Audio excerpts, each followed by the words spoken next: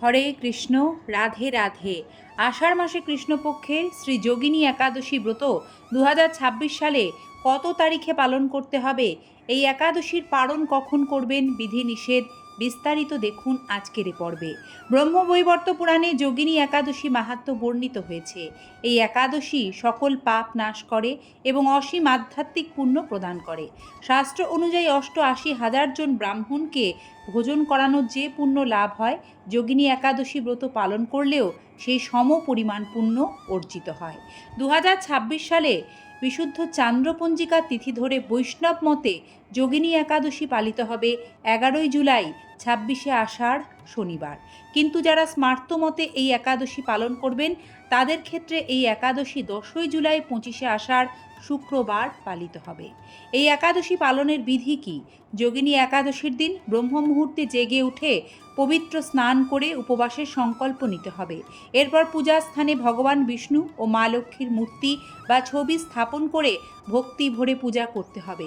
শ্রীকৃষ্ণের পাদ পদ্মে তুলসী পত্র অর্পণ করে শ্রীহরির মঙ্গল আরতিতে অংশগ্রহণ করবেন এবং একাদশীর সংকল্প মন্ত্র পাঠ করে একাদশী যাতে পূর্ণ দিবস শুদ্ধ সূচি সাত্ত্বিকভাবে পালন করতে পারেন সেটি শ্রীকৃষ্ণের কাছে প্রার্থনা জানাতে হয়।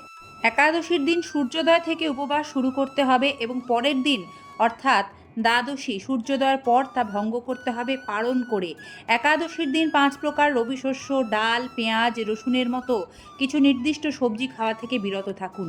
এছাড়াও পুঁই শাক, কলমি শাক, বেগুন, বাঁধাকপি এইগুলিও একাদশী দিনে ভুলেও গ্রহণ করতে হয় না।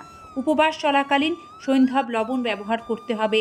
ফল, দুধ, বাদাম, আলু, গোল আলু, মিষ্টি আলু, মিষ্টি কুমড়ো এইগুলি ভগবানকে ভোগ দিয়ে অনুকল্প প্রসাদ হিসেবে গ্রহণ করা যায়।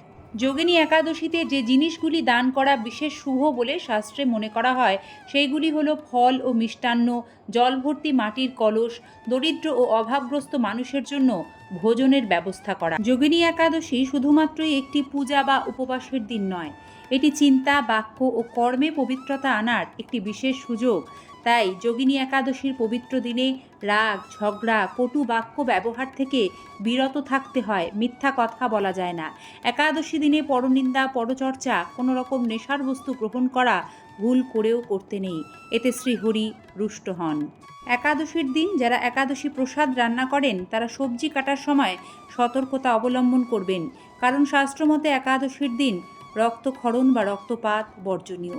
কোনো ধরনের প্রসাধনী অর্থাৎ মাথায় তেল, শ্যাম্পু, গায়ে সাবান দেওয়া একাদশীর দিন নিষিদ্ধ, তাই এই দিকটিও খেয়াল রাখতে হবে।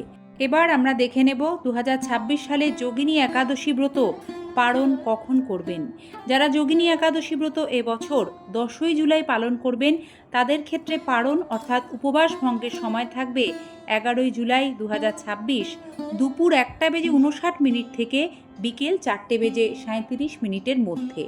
আর যারা চান্দ্রপঞ্জিকা বা বৈষ্ণব মতে 11 জুলাই এই একাদশী পালন করবেন তাদের ক্ষেত্রে পালন করতে হবে 12 জুলাই রবিবার বাংলাদেশের ক্ষেত্রে ভোর 5:19 থেকে সকাল 9:48 মধ্যে, আর ভারতবর্ষের ক্ষেত্রে ভোর 4:58 থেকে সকাল 9:28 মধ্যে।